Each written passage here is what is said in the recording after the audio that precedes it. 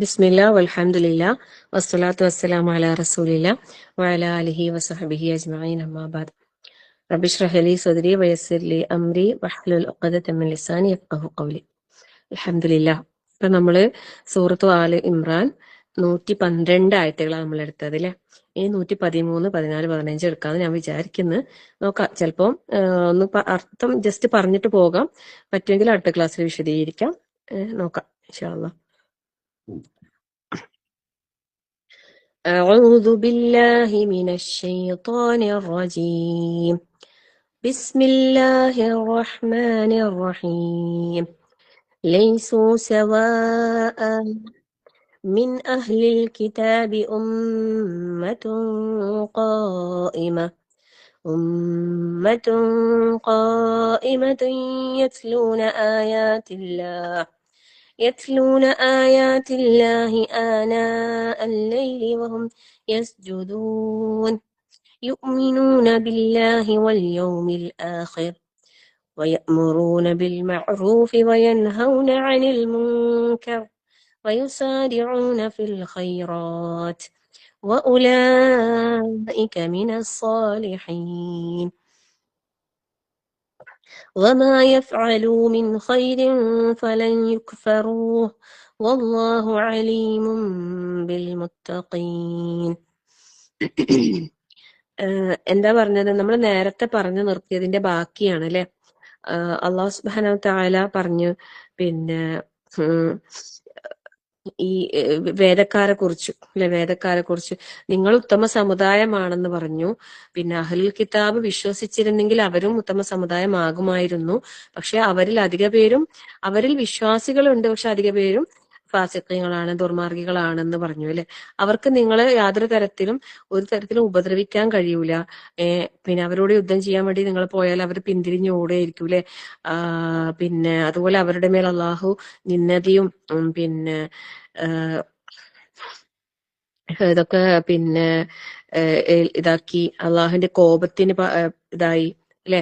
അവര് പിന്നെ എന്ത് കാരണത്താലാണ് അള്ളാഹുവിന്റെ ആയത്തുകളെ, ദൃഷ്ടാന്തങ്ങളെ കളവാക്കിയ കാരണത്താലും പ്രവാചകന്മാരെ കൊലപ്പെടുത്തിയ കാരണത്താലും, ഒരു സത്യമില്ലാതെ വെറുതെ അല്ലെ പ്രവാചകന്മാരെ കൊലപ്പെടുത്തി അള്ളാഹുവിന്റെ ആയത്തുകൾ കളവാക്കിയ കാരണത്താൽ അവര് അങ്ങേയറ്റം അള്ളാഹുവിന്റെ കോപത്തിന് ഇരയായ ആളുകളാണ്. അവര് അങ്ങേയറ്റം എതിര് പ്രവർത്തിക്കുന്ന അല്ലെ ധിക്കാരികളായിരുന്നു.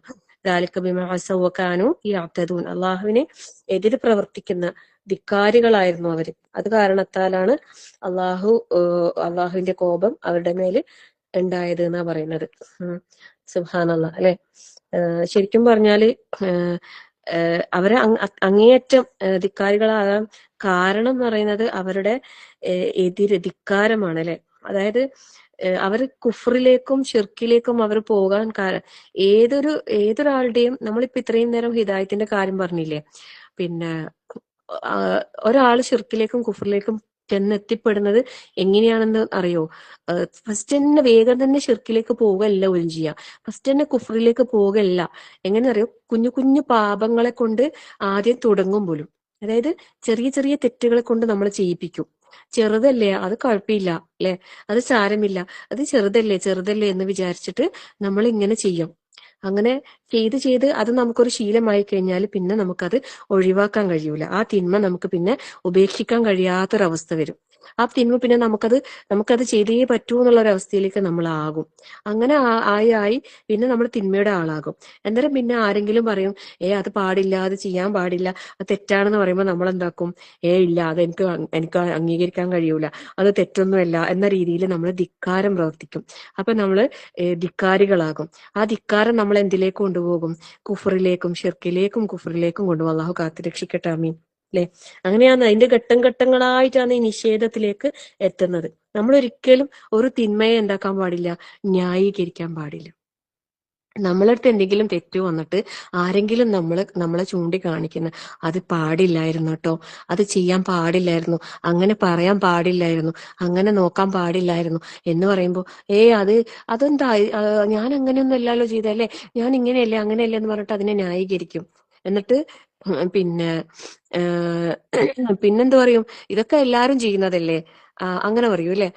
ഇതൊക്കെ നാട്ടില് എല്ലായിടത്തും ഉള്ളതല്ലേ, ഇങ്ങനെ അതിനെ നിസ്സാരവൽക്കരിക്കും. സൂക്ഷിക്കണം, വളരെ ഗൗരവത്തിൽ സൂക്ഷിക്കണം. തിന്മ എന്ന് പറയുന്നത് അത്രയും ഗുരുതരമാണ്.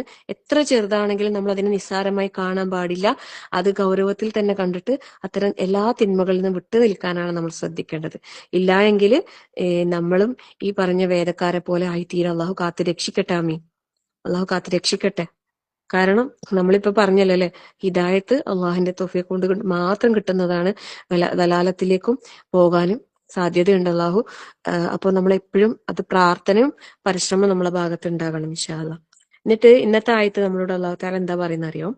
ലൈസു സവാഅൻ, ലൈസു സവാ അല്ലെ, അവിടെ നിർത്താ ശരിക്കും. കാരണം എന്താ, അത് എന്താ പറയുന്ന അറിയോ? അവരെല്ലാരും ഒരുപോലെയല്ല എന്ന് പറയും. അവരെല്ലാം ഒരുപോലെയല്ല. ലൈസു അവരെല്ലാവരും സവാ ഒരുപോലെ, ഒരുപോലെയല്ല. അവരെല്ലാരും ഒരുപോലെയല്ല.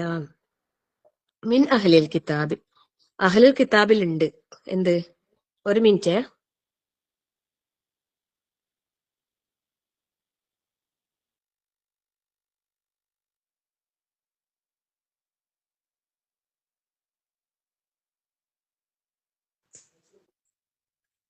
പിന്നെ എന്താ പറയുന്നത്? ലൈസു സവാ, അവരൊരുപോലെയല്ല. മിൻ അഹ്ലിൽ കിതാബി, അഹ്ലുൽ കിതാബിലുണ്ട് അല്ലെ. അഹ്ലുൽ കിതാബ് വേദക്കാരിലുണ്ട്. ആര്? മിൻ അഹ്ലിൽ കിതാബി ഉമ്മത്തുൻ ഖായിമത്തുൻ, ഉമ്മത്തുൻ ഒരു സമുദായം, ഒരു സമൂഹമുണ്ട്. ഖായിമ നേരെ ചൊവ്വെ നിൽക്കുന്ന അല്ലെ, നേരായ പാതയിൽ നിലകൊള്ളുന്ന ഒരു സമൂഹം അഹ്ലുൽ കിതാബിൽ ഉണ്ട് എന്നാ പറയുന്നത്. യത്ലൂന ആയാത്തില്ല, അള്ളാഹുവിന്റെ ആയത്തുകളെ പാരായണം ചെയ്യുന്നവർ. ആനാ അല്ലയിൽ, രാത്രി സമയങ്ങളിൽ. വഹും യസ്ജുദൂൻ, അവർ സുജൂദ് ചെയ്യുന്നവരുമാണ്. സുബ്ഹാനല്ലാഹ്. അപ്പം വേദക്കാരെ എല്ലാരും ഒരുപോലെ അല്ലാന്നാ പറയുന്നത്. അല്ലാഹു തആല നമുക്ക് പറഞ്ഞു തരുന്നു, അവരിൽ വിശ്വസിച്ച ആളുകളുണ്ട്, അവരിൽ വിശ്വസിച്ച ആളുകളുണ്ട്. നേർമാർഗത്തിൽ നിലകൊള്ളുന്ന ഒരു സമൂഹം വേദക്കാരിലുണ്ട്. രാത്രി സമയങ്ങളിൽ അവർ സുജൂദിലായിക്കൊണ്ട് നിസ്കരിക്കുന്നവരാണവർ അല്ലെ. അള്ളാഹുവിന്റെ ഖുർആനിന്റെ വചനങ്ങൾ പാരായണം ചെയ്യുന്നവരാണവർ.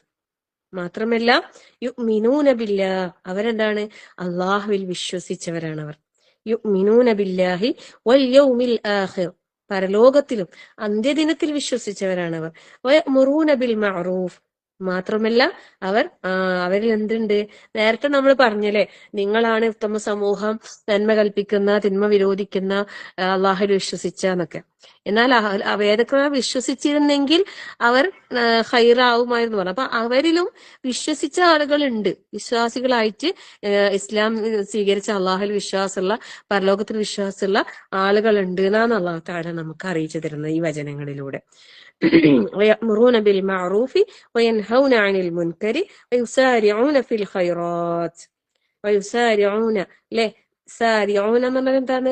ധൃതിപ്പെടുന്ന അല്ലെ, പരസ്പരം മത്സരിക്കുന്ന, വാശിയോടെ. ഫിൽ ഖൈറാത്ത്, നന്മകളിൽ, നല്ല കാര്യങ്ങളിൽ മത്സരിക്കുന്നവരുമുണ്ട്. വഉലൈക മിനസ് സ്വാലിഹീൻ, അവർ തന്നെയാണ്, അക്കൂട്ടർ തന്നെയാണ് എന്ത്? സ്വാലിഹീങ്ങൾ. സുബ്ഹാനല്ലാഹ്. വമാ യഫ്അലൂ മിൻ ഖൈരിൻ, അവര് നന്മയായിട്ട് എന്ത് പ്രവർത്തിച്ചാലും ഫലൻ യുക്ഫറൂഹു, അവരതില് അവരോട് പിന്നെ അവർ നന്ദികേട് കാണിക്കുന്നതേയല്ല. വല്ലാഹു അലീമും ബിൽ മുത്തഖീൻ, അള്ളാഹു സൂക്ഷ്മത പാലിക്കുന്നവരെ പറ്റി നന്നായി അറിയുന്നവരാണ്. സുബ്ഹാനല്ലാഹ്. അപ്പം വേദക്കാരെ പറ്റിയിട്ട് നമ്മള് പറഞ്ഞ് അള്ളാഹുവിന്റെ ശാപകോപങ്ങൾക്ക് വിധേയരായവരാണ് അല്ലെ. മൊത്തത്തില് അവരെ കുറിച്ച് പറയുമ്പോൾ അങ്ങനെയാണ് നമ്മൾ പറയാറുള്ളത്. പക്ഷെ അവരെല്ലാരും അങ്ങനെയല്ല. അവരിൽ ചിലർ, കുറച്ച് ആളുകൾ വിശ്വാസത്തിലും സന്മാർഗത്തിലും ഉറച്ചു നിൽക്കുന്ന ആളുകളുണ്ട് എന്നാണ് നമുക്ക് ഇങ്ങനെ പറഞ്ഞു തരുന്നത് അല്ലെ. നമ്മള് കേട്ടിട്ടില്ലേ, പിന്നെ നമ്മൾ പ്രവാചക ചരിത്രം വായിക്കുന്ന സമയത്ത്, വായിച്ചതല്ല, നമ്മൾ റംലത്തെ പറഞ്ഞു തരുന്ന സമയത്ത് നമ്മൾ കേട്ടിട്ടില്ലേ, ചില ജൂതന്മാരിൽ നിന്ന് ഇസ്ലാം മതം സ്വീകരിച്ച് ഇസ്ലാമിലേക്ക് വന്ന ചില സഹാബികളെ കുറിച്ച്, അബ്ദുല്ലാഹിബിന് സലാം റളിയല്ലാഹു അൻഹു ഒക്കെ അല്ലെ. ഇസ്ലാമിലേക്ക് അവര് ജൂത റാബായായിരുന്നു, അല്ലെ, ജൂത പണ്ഡിതനായിരുന്നു അവര്, ജൂത പണ്ഡിതന്മാരായിരുന്നു അവര്. അപ്പോ പിന്നെ അവര് നബി സല്ലല്ലാഹു അലൈഹി വസല്ലമയിൽ വിശ്വസിച്ചിട്ടുണ്ടായിരുന്നു, അല്ലെ. അപ്പോ പിന്നെ ഈ ഒരു വചനം അവതരിക്കാനുണ്ടായ പശ്ചാത്തലം എന്ന് പറയുന്നത്, ഒരിക്കല് പിന്നെ നബി സല്ലല്ലാഹു അലൈഹി വസല്ലമയുടെ കാലത്തും ഇങ്ങനെയുള്ള ആളുകൾ ഉണ്ടായിരുന്നു എന്ന് പറയുന്നത്. പിന്നെ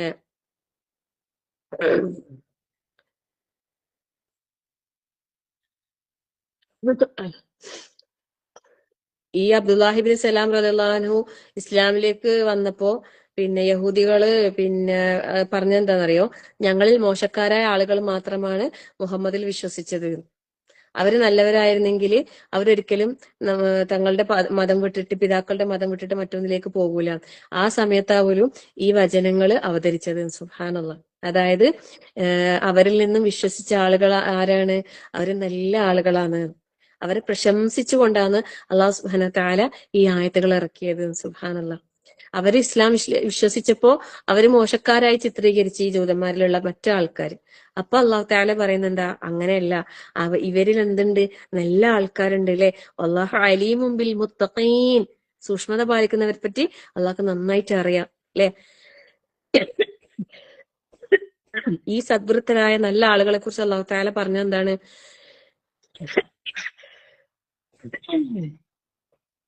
അവര് രാത്രി സമയങ്ങളിൽ അള്ളാഹുവിന്റെ ഖുർആൻ ആയത്തുകൾ പാരായണം ചെയ്യും, രാത്രി നമസ്കരിക്കും, നിസ്കാരത്തിൽ ഖുർആൻ പാരായണം ധാരാളമായി ചെയ്യും, സുജൂദ് ചെയ്യും, അല്ലെ. സുബ്ഹാനല്ലാഹ്. പിന്നെ അതുപോലെ അവർ അള്ളാഹുലും അന്ത്യദിനത്തിലും വിശ്വസിച്ചവരാണ്. പ്രത്യക്ഷത്തില് വേദക്കാര് പരലോക വിശ്വാസമുള്ളവരാണല്ലേ. പക്ഷെ അവര് വിശ്വസിക്കുന്നതോടൊപ്പം അവർക്ക് എന്തുണ്ട്? വിശ്വാസത്തില് ശിർക്ക് കലർന്നു പോയിട്ടുണ്ട്. പിന്നെ പരലോകത്തെ കുറിച്ച്, അന്ത്യനാളിനെ കുറിച്ചൊക്കെ അവർക്ക് അവരുടേതായ ഒരു വിശ്വാസമാണ് ഉണ്ടായിട്ടുള്ളത്.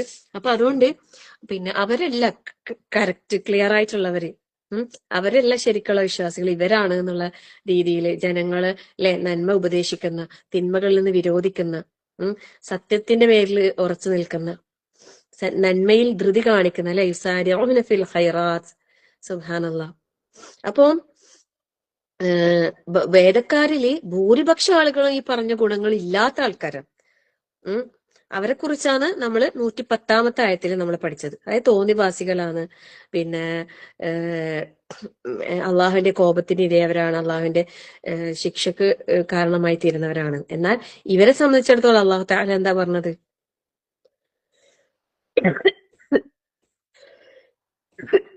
അവരെന്ത് പ്രവർത്തിച്ചാലും അവർക്ക് അതിനുള്ള പ്രതിഫലം നൽകപ്പെടും, അവർക്ക് ആ പ്രതിഫലം നിഷേധിക്കപ്പെടൂല. അള്ളാഹു മുത്തഖീങ്ങളെ കുറിച്ച് നന്നായി അറിയുന്നവനാണ്. ഇൻഷാ അള്ളാഹ് നമുക്ക് കുറച്ചും കൂടി ഇത് വിശദീകരിക്കാം അടുത്ത ക്ലാസ്സിൽ. ചുമ പെട്ടെന്ന് എന്താ അറിയില്ല, ചുമ വന്നിട്ട് കുറച്ച് പ്രയാസമുണ്ട്.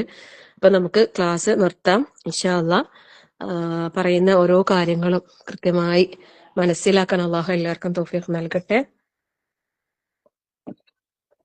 ഓരോ പറയുന്ന കാര്യങ്ങളും ജീവിതത്തിൽ അമൽ കൊണ്ടുവരാൻ അള്ളാഹു തൗഫീഖ് നൽകി അനുഗ്രഹിക്കട്ടെ. ആമീൻ. അതുപോലെ ഞാൻ തുടക്കത്തിൽ പറഞ്ഞ കാര്യങ്ങൾ ആരും മറക്കരുത്. അതെന്ന് പറയുന്നത് അത്രയും ഇമ്പോർട്ടന്റ് ആണ്. അതുകൊണ്ട് ഞാൻ ആവർത്തിച്ച് പറയുന്ന കാരണം സൂറത്തുൽ ഫാത്തിഹ അത് നമ്മുടെ ജീവിതത്തിന്റെ അത്യാവശ്യമായ ഒരു ഘടകമാണ്. അത്